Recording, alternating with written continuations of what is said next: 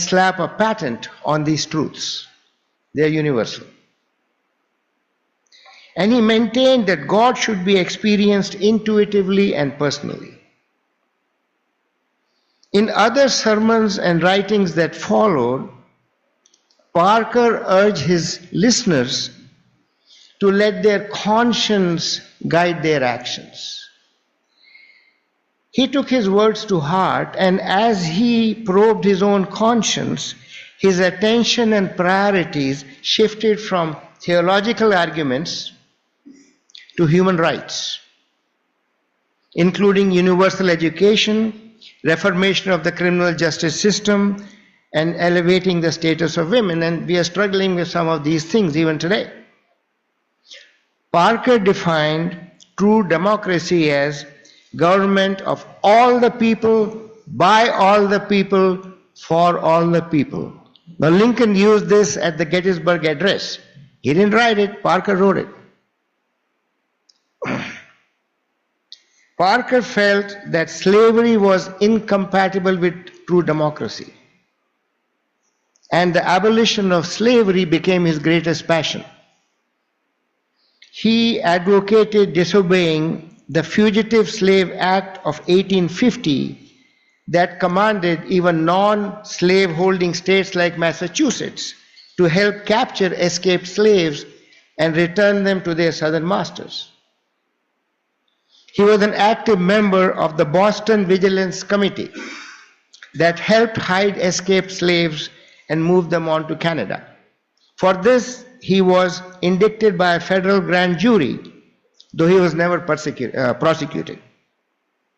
Parker died in 1860, a year before the start of the Civil War, without seeing the results of his and others' fight against slavery.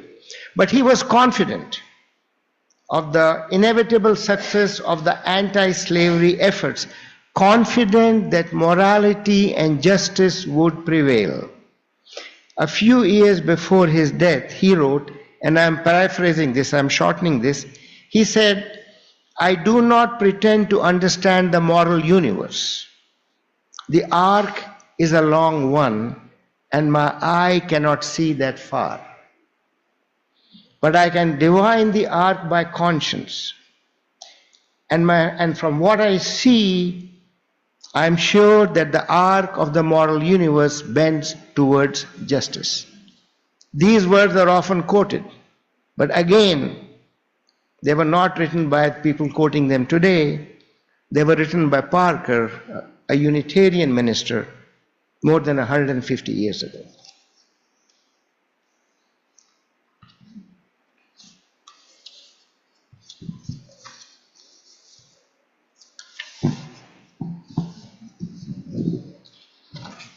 So my talk today is entitled Monday, February the 22nd, 1998.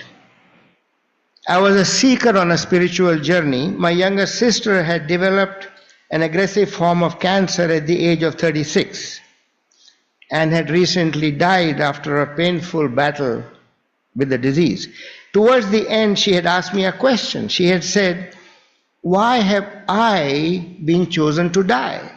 I have 2 young children I need to raise." One day she died, but her question haunted me.